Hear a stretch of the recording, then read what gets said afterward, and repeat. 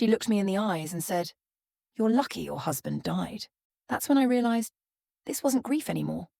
It was greed. I sat alone in the dim light of our bedroom, holding Richard's Rolex watch in my palm. The heavy steel case felt colder than it should, as though it had already begun to forget the warmth of his wrist. For 22 years, that watch had marked the quiet rhythm of our life together. Every early morning he wound it before leaving for the office, every late night when he came home and laid it carefully on the nightstand beside me. It was more than a timepiece. It was the steady heartbeat of our marriage. 2 years ago, the doctors told us it was pancreatic cancer.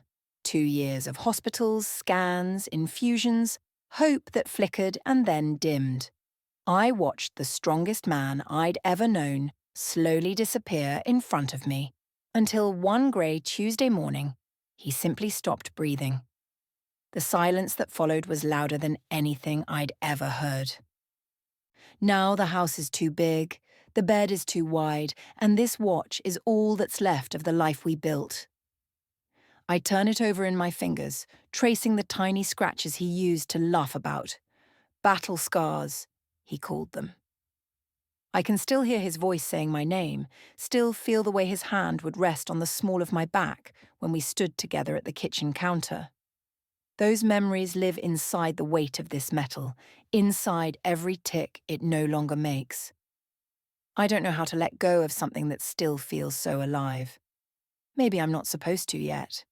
Maybe carrying this ache is the last way I can carry him. That's where I am tonight, sitting here with his watch pressed against my chest, trying to remember how to breathe in a world that no longer has him in it. I still remember the day I met Richard like it was yesterday. I was 24, working 2 jobs just to keep the lights on in a tiny apartment that smelled of damp and yesterday's takeout. My shoes had holes in the soles, and my dreams felt even more threadbare. Then, he walked into the coffee shop where I was pouring espressos for people who never looked up from their phones. He was different. Not in a flashy way. He wore a simple navy blazer that had seen better days. But when he ordered his black coffee, he actually looked at me. Really looked. Not at my name tag, not at my tired smile, but at me. "You've got kind eyes," he said, like it was the most ordinary observation in the world. I laughed it off, embarrassed, but he didn't laugh with me. He just nodded like he'd seen something worth keeping. We started talking, then we started seeing each other. 3 months later, he asked me to marry him on a park bench during a rainstorm because, he said, "I don't want to waste any more time pretending I could ever find someone better." I said yes before the words were even all the way out of his mouth. It was fast, yes, people called it impulsive, but it never felt reckless. It felt like finally coming home. Richard wasn't rich when we married. Neither was I. We started with almost nothing. A second-hand couch, a mattress on the floor, and a shared dream that felt bigger than both of us. But he believed in me in a way no one ever had. When I wanted to go back to school, he worked overtime so I could quit one of my jobs. When I doubted myself, he would sit with me at the kitchen table until 3 in the morning, reading my essays, telling me my ideas mattered. He saw value in me when I couldn't see it myself. And it wasn't just words. Richard was the kindest man I've ever known, not the performative kindness people put on for show, but the quiet, steady kind. He'd stop to help strangers change flat tires in the rain. He'd leave extra tips for waitresses who looked like they were having a hard day. He volunteered at the animal shelter on weekends because no one should feel alone. He once spent an entire paycheck to buy winter coats for kids in a nearby school when he heard the heating had broken. That was just who he was. He built our life with that same heart. Every decision we made together came from a place of deep care. For each other, for the people around us, for doing what was right even when it was hard. We didn't have much at first, but we had everything that mattered. Trust, laughter, late-night talks, and a love that never once felt conditional. Looking back now, I realize he didn't just love me. He saw me completely and chose me every single day. That kind of love changes a person. It changed me. It made me braver, softer, better. And that's why what came later hurt so much more. Because the man who gave me the world with open hands deserved nothing less than loyalty in return. The last months were the hardest ones we ever lived through, and yet somehow they were also the most beautiful. I wish I could say the disease made him bitter or small, but Richard refused to let it. Even when the pain carved deep lines into his face and his once strong hands trembled just holding a glass of water, he still found ways to protect me. From the truth of how much he was hurting, from the fear that threatened to swallow us both.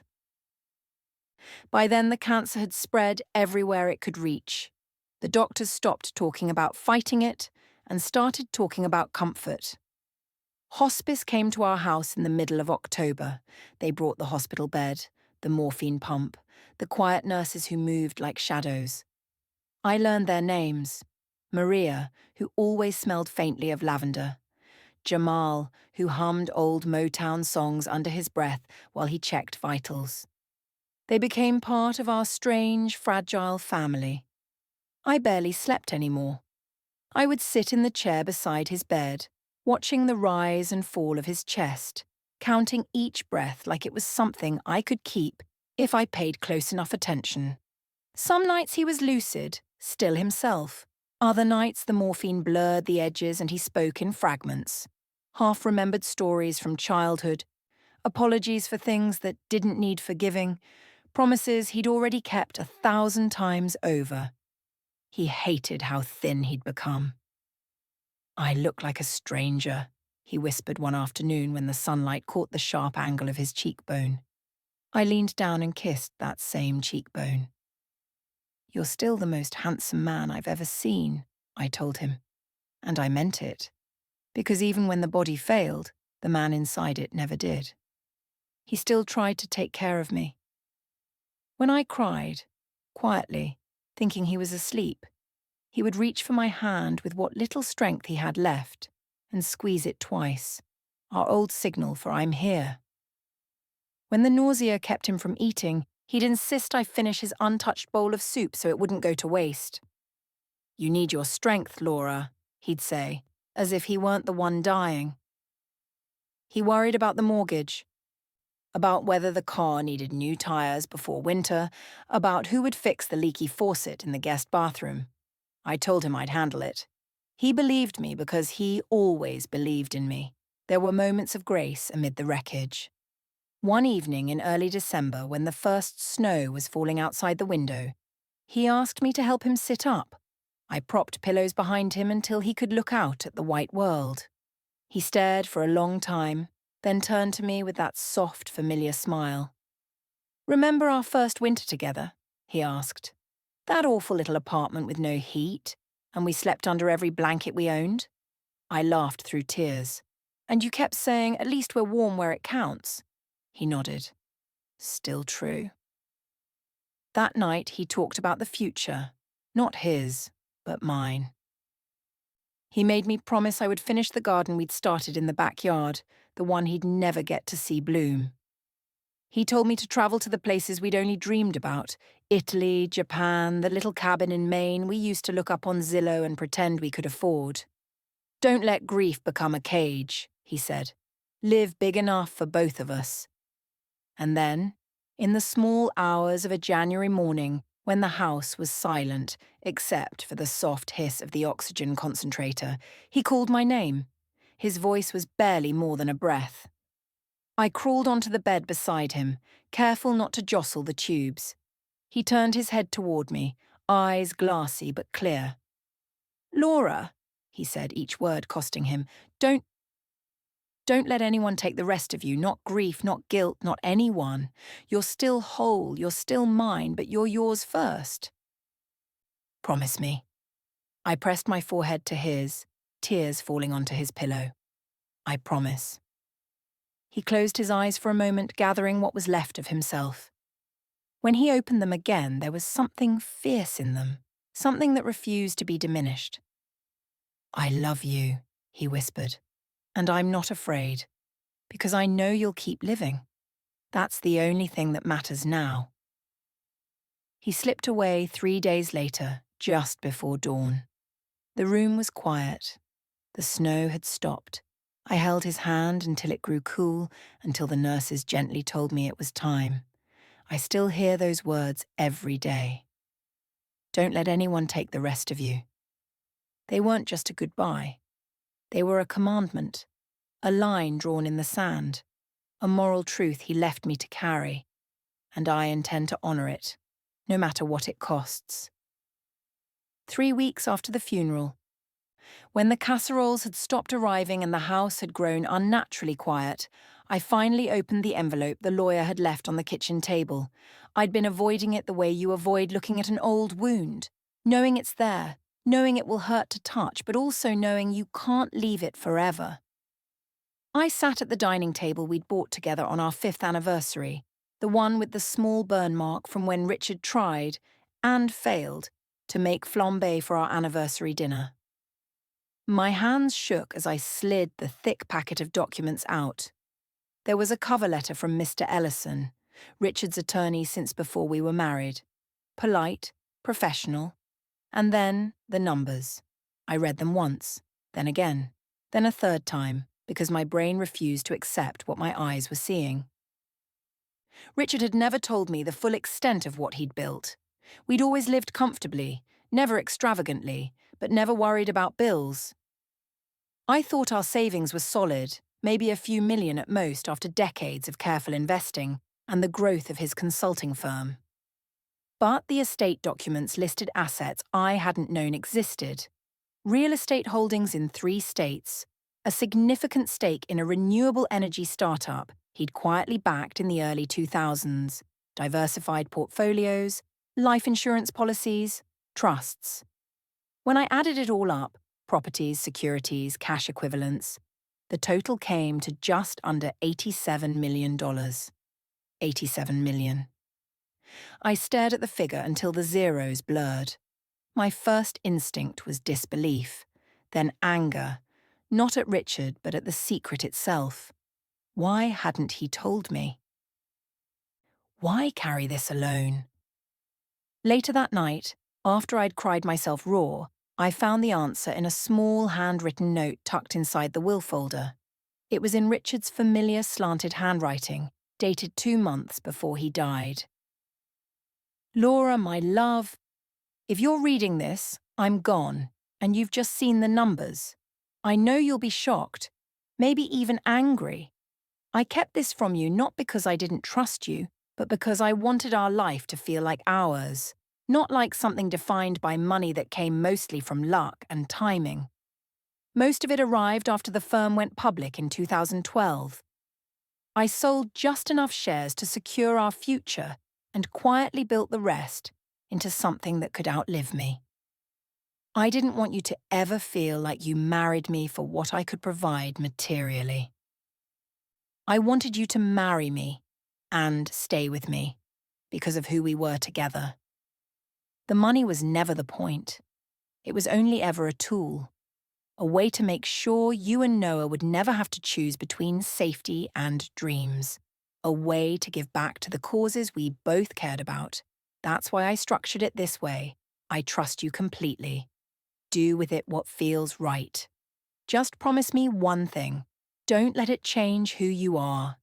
You were perfect long before any of this existed. Forever yours, Richard. I folded the note and pressed it against my chest until the paper warmed from my skin. The anger dissolved. What was left was something heavier and more complicated. Gratitude mixed with grief, awe mixed with responsibility. The next morning I called Noah. He was 26 then, living in Seattle, working as an environmental engineer. When I told him we needed to talk in person, he flew home the same weekend. We sat on the back porch where Richard used to read the Sunday paper, and I handed him the summary sheet Mr. Ellison had prepared. Noah scanned the numbers. His face went still. Then he looked up at me with wide eyes. "Mum, is this real?" "It's real," I said. "Your father built it. quietly, for us, for other people. We talked for hours. Noah cried, something he hadn't done since he was small. He kept saying, "Dad never even hinted." And I could only nod, because I was thinking the same thing. We agreed on a few principles right away. This wasn't found money. It wasn't lottery winnings or some distant uncle's fortune. It was the result of decades of Richard's intelligence, discipline, and moral compass. Every dollar had a story behind it. Even if we didn't know all of them yet, we would treat it with respect. We decided to keep the family home, no question. It was the only place that still smelled faintly of Richard's aftershave if you stood in the right corner of the closet. We set up a trust for Noah. Enough to buy a house outright if he wanted, to pay off student loans, already minimal thanks to scholarships and his own hard work, and to give him a cushion so he could take risks in his career, start a non-profit, fund research, chase ideas without fear of failing financially. But we capped it. The rest would not go directly into his pocket.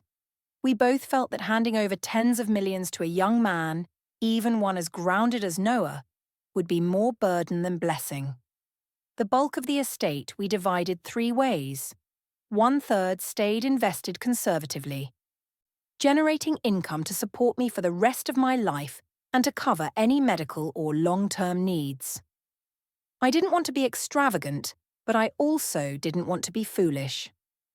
1/3 went into a charitable foundation we named the Richard Harlan Foundation. Its mission was simple: fund organizations working on cancer research, patient support, affordable housing, environmental conservation, and education for underprivileged children. Causes Richard had quietly supported for years. Noah and I would serve on the board together, along with a few trusted friends of Richard's. Every grant would carry his name and his values. The final third we left flexible for future needs, emergencies, opportunities to help family or friends, or causes we discovered along the way. But the rule was the same: thoughtful, transparent, never frivolous. When we finished outlining the plan, Noah reached across the table and took my hand. "Dad would be proud," he said quietly. "I hope so," I whispered. "I just want to make sure the money serves the same purpose he did, quietly, decently, for good." That afternoon we walked through the garden. Richard never got to finish planting. The rose bushes he'd put in were just beginning to bud. I knelt in the dirt and pressed my palm against the soil, the way he used to.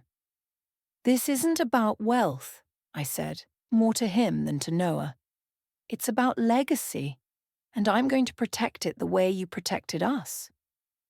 Somewhere I think he heard me, because later that evening, when the sun dipped low and painted the sky the exact shade of gold he loved, a single rose opened, early, out of season. Just one perfect bloom. I smiled through fresh tears. "Thank you," I said to the empty air. And I meant it.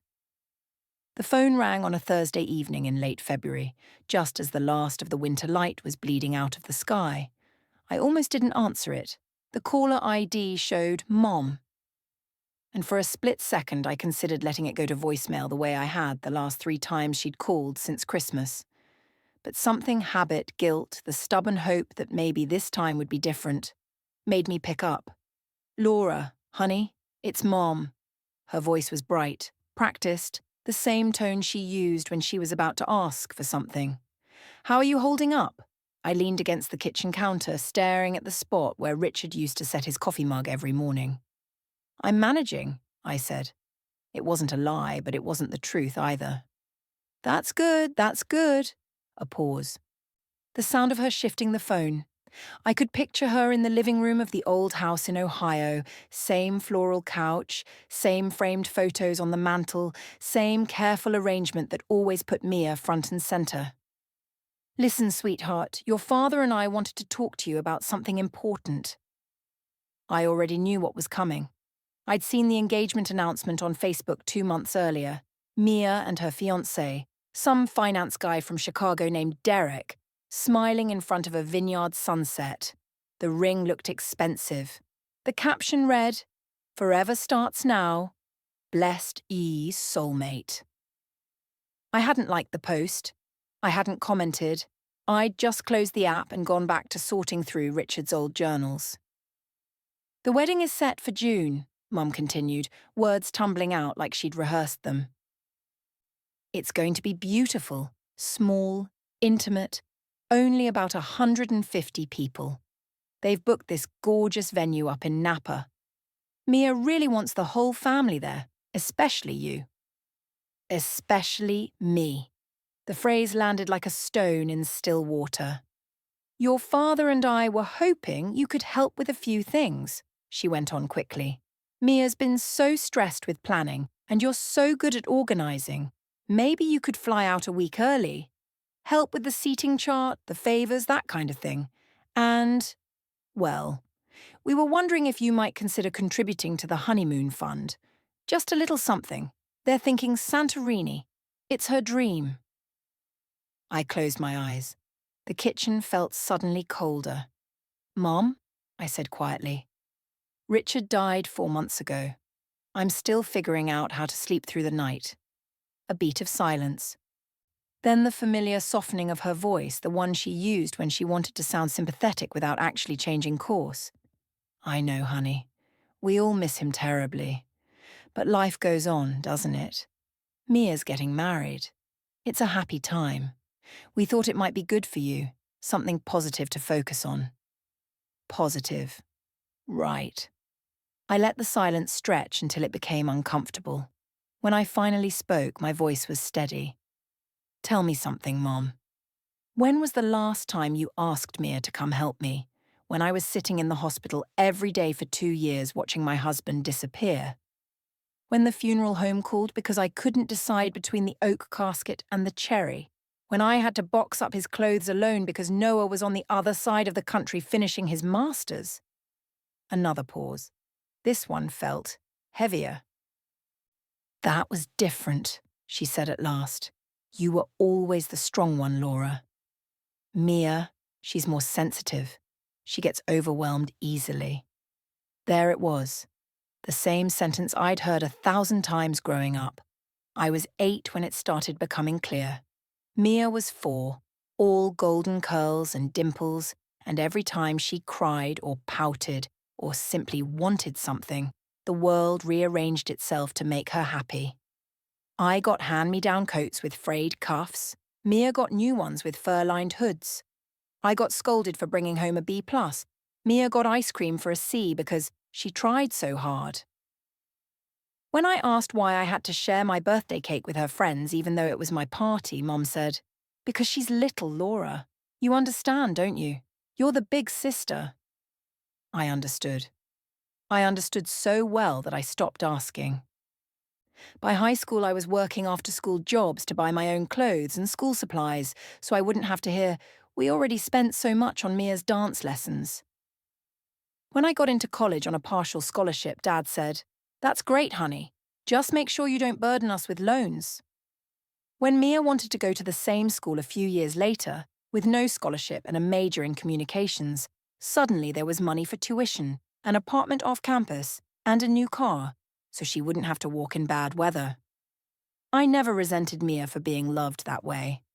I resented the way my parents made me feel like asking for the same love was selfish. Like my needs were always negotiable while hers were sacred. After Richard died, I thought maybe something would shift. Maybe they'd see me, really see me, and offer the kind of comfort I'd spent my whole life giving them. Instead, the calls were brief. The sympathy cards arrived late. And when I mentioned I was struggling, the response was always some variation of, "You're so strong, Laura, you'll get through this." Now here we were again.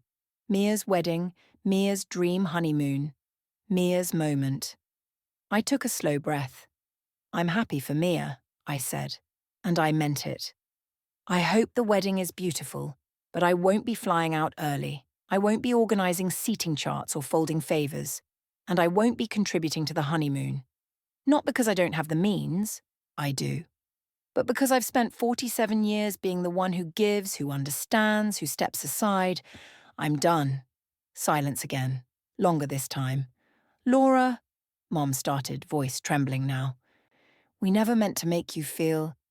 You didn't make me feel anything, I cut in gently.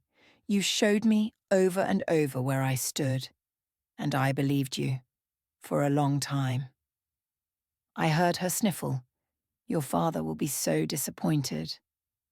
Dad can call me himself if he wants to talk about it, I said, but I'm not changing my mind.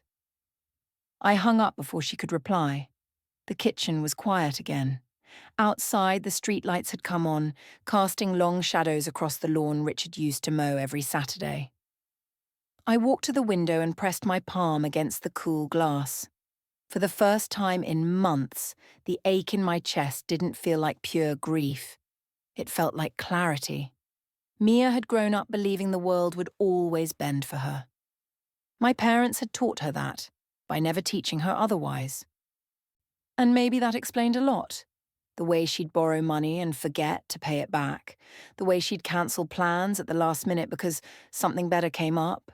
The way she'd always assumed I'd be there to catch her when she fell, but never once offered to do the same for me. I wasn't angry anymore. Not really. I was just finished. Richard's last words echoed in my mind. Don't let anyone take the rest of you. Not grief, not guilt, not family who only remembered me when they needed something. I turned away from the window, walked to the desk where his watch still sat, and picked it up. The metal felt warmer tonight somehow. I'm keeping my promise, I whispered to the empty room, and for the first time since he left, I believed I could. After that phone call with Mom, I spent a long weekend thinking, really thinking, about what I wanted the rest of my life to look like. Richard's words kept circling back to me, don't let anyone take the rest of you. I realised that for decades I'd been handing pieces of myself away like they were spare change, small concessions here, swallowed resentments there, quiet yeses when every part of me wanted to say no. I was tired of being the family ATM, the emotional buffer, the one who always understood. Mia's wedding was approaching fast. I could have stayed silent, sent a polite RSVP and a generic gift from the registry, and let the distance between us grow naturally. But something in me wanted closure. Not dramatic, not cruel, just clear. I wanted to draw a line that said, this is what I will give, and this is where it ends. So I wrote the check, $50,000. Not a fortune compared to what Richard had left behind, but enough to make a real difference. Enough to cover the venue deposit shortfall they'd mentioned in passing on the family group chat. The custom floral arch Mia had pinned obsessively on Pinterest. The extra night in the honeymoon suite she'd been daydreaming about. It was generous. More than generous. It was the kind of gift most sisters would have cried over in gratitude. I didn't mail it. I drove it over myself. I flew to Ohio the first week of May, rented a car at the airport, and arrived at their house unannounced on a sunny Saturday afternoon. Mom answered the door in her gardening gloves, surprised but smiling that automatic hostess smile she'd perfected over the years. Laura! What a wonderful surprise. I stepped inside. The house smelled the same. Lemon cleaner, coffee, faint trace of Dad's pipe tobacco even though he'd quit 20 years ago. Photos lined the hallway. Mia at prom, Mia at graduation, Mia on her first trip to Europe, Mia smiling in every frame. There were exactly 3 of me after high school. One at my college graduation where I'm half hidden behind a bouquet. One at my wedding to Richard, a candid shot where I'm looking at him, not the camera. And one of Noah's high school graduation where I'm cropped at the edge. I followed Mom into the kitchen. Mia was there sitting at the island with her laptop open, scrolling through seating charts. She looked up, blinked, then stood and gave me the quick, one-armed hug people give when they're not sure how long the embrace should last. Hey, big sis, she said. You came? I did, I said. Dad wandered in from the garage, wiping his hands on a rag. Well, Look who's here. He hugged me properly, solid, brief, the way he always did. Good to see you, kiddo. We made small talk for a while. The weather. Noah's new job. The wedding countdown, 47 days. Then I reached into my bag and placed the plain white envelope on the counter. I wanted to give you this in person, I said. Mia's eyes lit up. She tore it open like it was Christmas morning. When she saw the check, her mouth opened in a perfect little O. 50,000? She breathed. Mom gasped. Dad raised his eyebrows. That's... Wow, Laura, Mia said. She looked up at me, eyes shining. This is incredible, thank you. Seriously, this covers so much. I nodded. I'm glad. It's for the wedding. Whatever you need. Venue, flowers, honeymoon upgrade, whatever feels right to you. She hugged me again. Tighter this time. You have no idea how much this means. We've been stressing about the final payments. I know, I said quietly. Then she pulled back, still holding the check like it was made of glass. Wait, does this mean you're coming? To the wedding? I met her gaze. No, I won't be there. The room went still. Mia's smile faltered. What? I'm not coming, I repeated. I'm happy for you, Mia. I really am. I hope the day is everything you dreamed of. But I've decided I need space. Real space. From the family dynamic that's existed my whole life. Dad shifted uncomfortably. Mom's hand went to her throat. Mia looked from me to the check and back again. Her expression changed.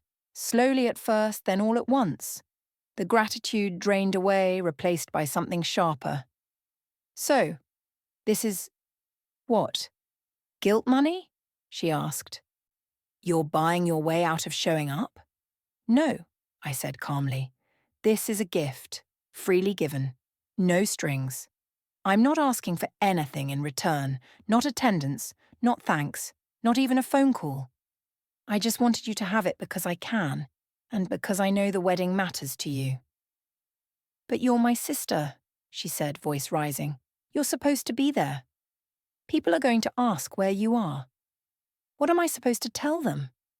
That my rich widow sister couldn't be bothered? Mia? Mom warned softly. No, Mom. She drops 50 grand like it's nothing and then says she's too good to come to my wedding. That's messed up. I kept my voice even. The money isn't leverage, Mia. It's not a bribe. It's separate from my decision not to attend. I've spent years being the one who shows up, who helps, who absorbs disappointment so no one else has to. I'm choosing something different now. She laughed, short and bitter. Oh, please, you've always acted like you're the martyr, like we owe you for every little thing you did. Newsflash, Laura. Being the responsible one doesn't make you a saint. It just makes you boring. Dad cleared his throat. That's enough, Mia. But she wasn't done. She waved the check in the air. You know what? Keep it. I don't need your pity money. Derek and I will figure it out. We don't need handouts from someone who thinks she's better than us. She slapped the check back onto the counter. I looked at it for a moment, then picked it up and tore it neatly in half. Then, in half again. The pieces fluttered onto the granite like confetti. I offered it because I wanted to, I said, but I won't force it on anyone. Consider it withdrawn. Mia stared at the torn paper, mouth open. Mom looked like she might cry. Dad just watched me with something close to respect in his eyes. I turned to leave. At the doorway, I paused. I love you, Mia, I said. I always have. I hope your wedding is beautiful and that you're happy. Truly happy. But I'm done apologizing for having boundaries. And I'm done letting anyone make me feel small for having them. I walked out to the rental car without looking back.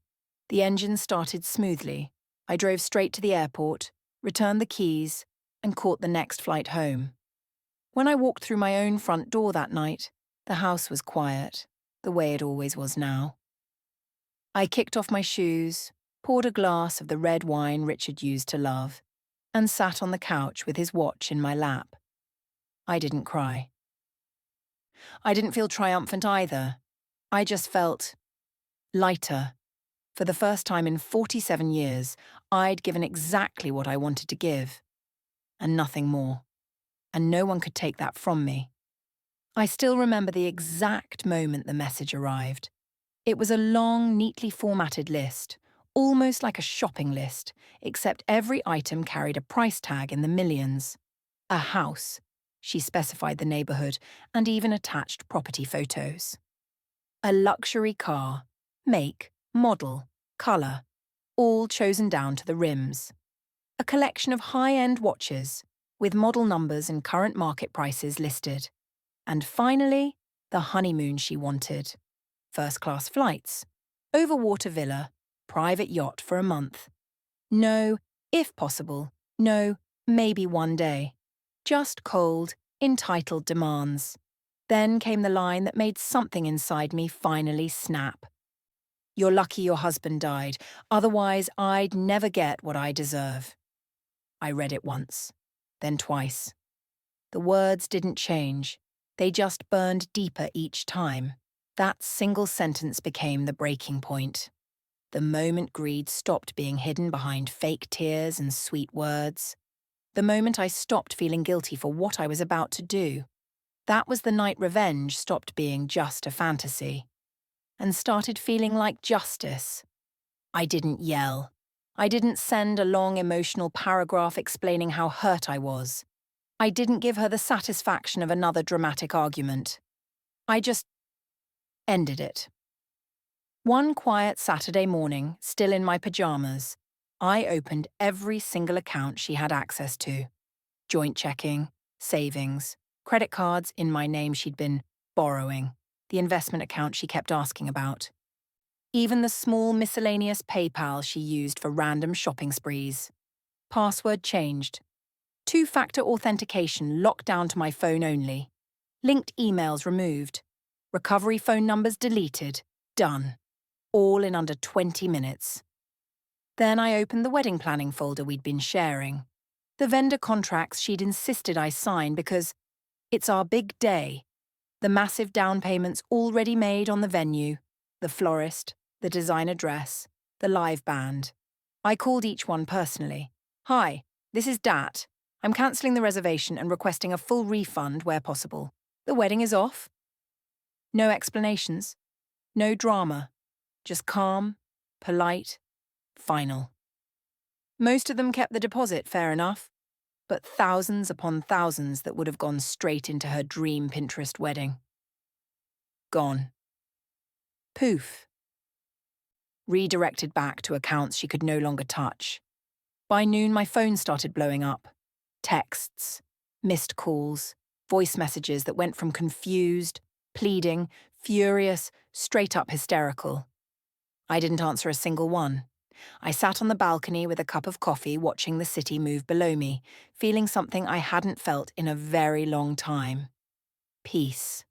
Not the soft, gentle kind. The hard, cold, earned kind. The kind that comes after you finally stop letting someone walk all over you and start enforcing consequences. She wanted luxury on someone else's grief. She wanted a jackpot because tragedy happened to touch my life. She thought entitlement was a personality trait that would always win. That afternoon I proved her wrong. Justice doesn't always look loud or explosive. Sometimes it's quiet, surgical, and completely irreversible. And sometimes, just sometimes, it feels really fucking good. I never thought the people who were supposed to love me unconditionally would become the ones who hurt me the most. My parents, together with our relatives, started launching one mental attack after another. The constant criticism, the belittling comments disguised as concern, the endless comparisons, the guilt tripping. It all piled up until I could barely breathe. Every phone call, every family gathering, every casual "how are you doing?" felt like a carefully aimed knife. They didn't hit my body. They went straight for my mind and self-worth. And then came the final blow. They dragged Noah into it. They knew exactly what they were doing. They pulled him into their narrative, twisted stories, fed him half-truths, and put him in the middle of their battlefield. Watching the confusion and hurt flicker across his face while they used him as a weapon against me. That was unbearable. It felt deliberate, calculated, like the ultimate test they wanted to force me through, to see if I would finally break, give in, become the version of myself they could control again. But instead of crumbling, something else happened inside me. That was the moment I realized the people I once trusted to protect me had become the biggest threat to my peace, and I had to decide, once and for all, whether I would keep fighting to keep their love, or finally choose to protect myself. I still remember the exact moment everything shifted. We were in the living room, tension so thick I could taste it. My parents and a couple of aunts had come over just to talk, which really meant another round of pressuring me to apologize, to give in, to become small again so everyone could feel comfortable. They kept circling back to the same tired arguments: how I was being ungrateful, how I was breaking the family, how I was hurting everyone by setting boundaries. And then Noah, who had been sitting quietly on the couch beside me, suddenly stood up. He didn't shout, he didn't cry, he just looked straight at them, my parents, his grandparents, and spoke in a calm, clear voice that sounded far older than his years. "I'm staying with Mom," he said. "If protecting her means you stop talking to me too, then okay. If they disown me for that, I don't want them." The room went completely still. I felt my throat close up. Not from sadness. This time it was something else. Something warm and fierce and almost too big to hold. My eyes burned, but I refused to let the tears fall in front of them. I had spent so long trying to shield Noah from their poison, trying to make sure he never had to choose sides. And here he was, choosing anyway. Not out of anger, not out of rebellion, out of love, out of clarity. Out of the values I had spent years quietly pouring into him. In that single sentence, he gave me back something I thought I had lost forever, the belief that my parenting had actually mattered. They tried to argue, they tried to guilt him, they tried to pull the "but we're family" card. Noah just shook his head once and sat back down next to me, his small hand finding mine under the blanket. He didn't say another word. He didn't have to. Later that night, after everyone had left in a storm of slammed doors and unspoken threats, Noah climbed into my bed like he used to when he was little. He curled against my side and whispered, "I meant it, Mom. I choose you." And for the first time in years, the weight on my chest felt lighter. Not because the war was over, not because they would suddenly change, but because I finally understood that the most important relationship I would ever build wasn't with them. It was with the boy who looked at right and wrong and chose right, even when it cost him grandparents, aunts, cousins, tradition, the whole comfortable myth of family no matter what. That night I didn't cry myself to sleep out of pain. I cried because I was proud, because I had raised someone who knew how to love without losing himself. Because the sweetest fruit doesn't always come from the people who planted the seed. It comes from the child who chooses to keep it alive. I didn't need fireworks or a ballroom or 300 people pretending to be happy for me. What I wanted, what we wanted, was quiet and honest. So we gave ourselves exactly that. The wedding took place on a Saturday morning in early spring, in the backyard of a friend's modest house just outside the city, 20 chairs borrowed from neighbours. A wooden arch someone had painted white the night before. Wildflowers we'd picked ourselves that same morning because the florist was too expensive and, honestly, they looked better anyway. Noah wore a simple button-down shirt he'd outgrown last year. The sleeves were rolled up and he kept tugging at the collar like it was trying to strangle him. I wore the dress I'd found on sale 2 months earlier. Not white, not ivory, just a soft sage green that felt like breathing. No veil, no train. Just me. Finally comfortable in my own skin. My parents weren't there. Neither were most of the relatives who used to fill every holiday photo. They had made their choice loud and clear months earlier. If I wouldn't bend, they wouldn't come. If I married that man, Their words, never his name. They would sit this one out. And they did. I waited for the guilt to crash over me like it used to. It didn't. Instead, when I walked across the grass holding Noah's hand, with only the people who had actually shown up for us over the last 2 brutal years, something settled inside my chest. Not triumph, not revenge, just peace. The kind of peace you feel when the storm has finally passed and you realize the house is still standing. We said our vows under that slightly crooked arch, while a light breeze moved the leaves above us. Noah stood between us as our unofficial witness and ring-bearer, grinning so wide I thought his face might split. When the officiant asked if anyone objected, Noah piped up with perfect timing. "I object if there's no cake after this." Everyone laughed, even the handful of strangers we'd invited just because they'd become real friends. Later, during the tiny reception, tables pushed together under a canopy, paper plates, homemade lemonade, and a single-layer cake Noah helped decorate, we didn't talk about who wasn't there. We talked about who was. About second chances. About how sometimes the smallest guest list ends up holding the biggest love. I caught my new husband watching me across the yard while I danced barefoot with Noah to music playing from someone's phone. He didn't say anything dramatic. He just mouthed 2 words. "You're free." And I was. Karma, it turns out, doesn't always need thunder and lightning. Sometimes it arrives soft as morning light, showing up in the empty chairs that no longer hurt, in the son who never once made me choose between him and my happiness, in the man who waited patiently while I rebuilt myself, in the handful of people who crossed oceans of awkward silence just to stand with us on that ordinary Saturday.